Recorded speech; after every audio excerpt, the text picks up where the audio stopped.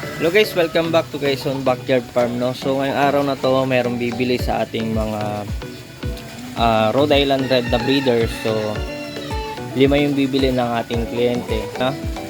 Bebenta natin, no?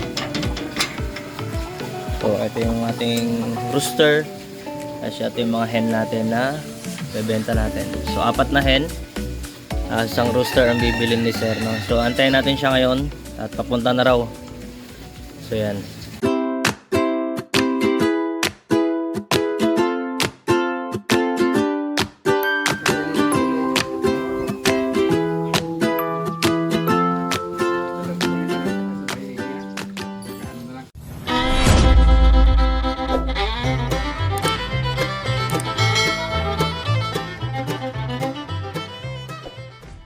So yun guys, no, so malapit na raw yung buyer natin ng ating Rhode Island Red. So hintayin na lang natin sila sa labas. And okay naman tong mga manok natin. Yan, nagda-dustpad sila. Yan. So nagda-dustpad sila. So, hintayin lang natin sila na dumating yung ating buyer ng ating Rhode Island Red. Yan. So ready for transfer. Maghanap na lang tayo ng karton. Sana magustuhan ng kliyente natin yung ating mga alagang manok. Bali, andyan na sila, sir. Wait natin sila dito sa harap ng bahay. Yan, dumating na sila, sir. Yan po, magpos po kayo.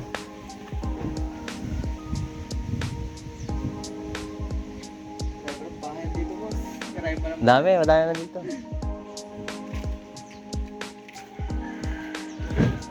Lumagpas, nakita ko kayo lumagpas eh. Yo, diretso pa tayo ito. Yes, dumating na sila, sir.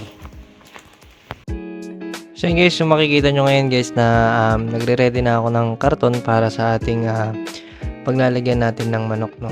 So bubutasan ko lang siya sa gilid para may pasukan ng hangin. So dito natin ilalagay yung ating rooster na Rhode Island Red. So malayo-layo pa pala ang biyahe nila, sir. So lupaw pa ang uuwian nila.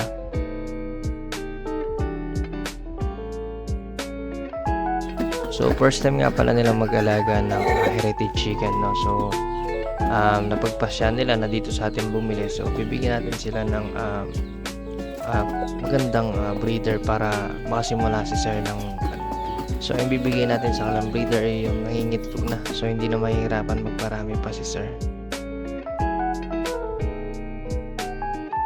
Yan nga pala. So binubutasan na natin yung pangalawang karton para naman sa ating mga hen, no? So ganun lang din, same process lang din. Lalagyan lang natin sila ng butas ng sa mga side, no, para makahinga yung ating mga manok na ilalagay dito sa ating karton.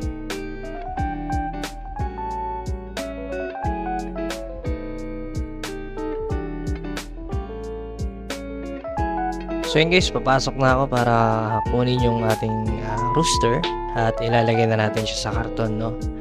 So unahin natin yung rooster kasi ito yung malaki. So ito yung ilalagay natin sa malaking box, no. So kasi aggressive tong ating rooster, so malikot, so kailangan natin siyang ating unahin. So yun guys, so nailagay na natin siya sa loob and titipan na lang natin para mas safe ang ating karton para hindi siya makawala.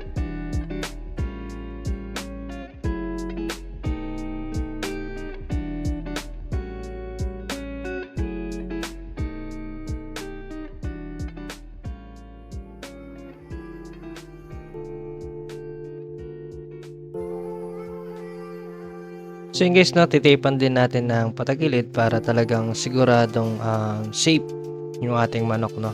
So para hindi makawala. So nakakotse naman sila, sir, pero mas maganda pa rin yung sigurado.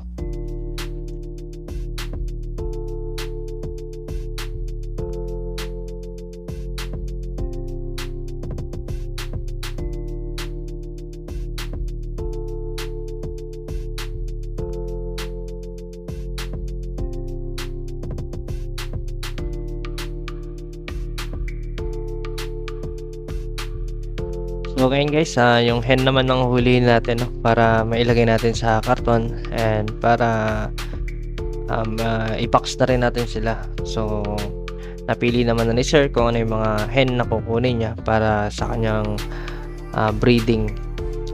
So magbi-breed daw siya ngayong taon na 'to para makapagparami din.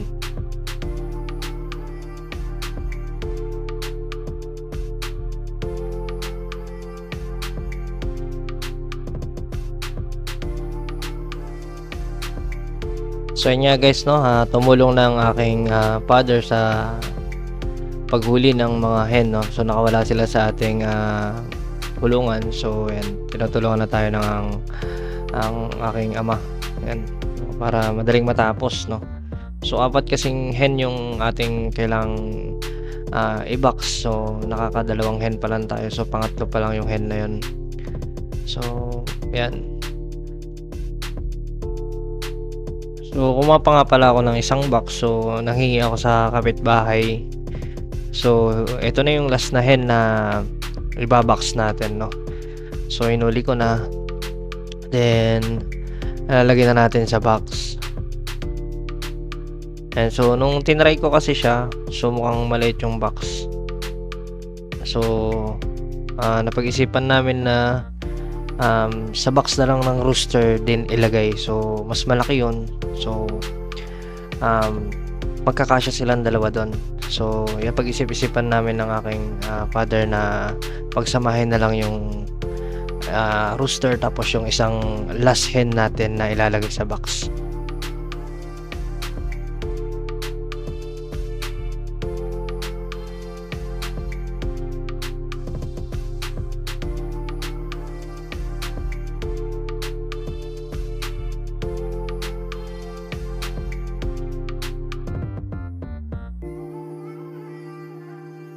So yun guys, nailagay na natin yung last na hen na bibili nila sir. So tinape ko na, sinape ko na yung dalawang manok sa loob, na isang rooster tsaka isang hen, no.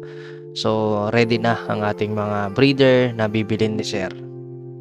So si Sir Jess pala yung ating bibili sa ating mga breeder, no. Tigalopaw siya, no. So yan, maraming salamat Sir Jess sa pagbili ng ating mga alagang Rhode Island Red. So sana maparami po sila. So yun guys, nagkakabayaran na kami ni Sir Jess. Yan. So maraming salamat ulit Sir Jess sa pagbili ng ating breeder na Rhode Island Red, no. So yun guys, nabili na nila sir. Ito yung sukli nila. So iuwi na nila yung manok na sir. Thank you. Thank you po, thank you. Mahal ulit sir. Yes. Yes sir, Tigalopaw si sir sa Santo Domingo. Maraming lahat sir. So yun guys, so dito ko na rin tatapusin ang ating video, no. So pauwi na rin sila Sir Jess. So huwag nyo na rin kalimutan mag-subscribe and like ito kang video kung nagustuhan nyo to. And this is Quezon. Peace out.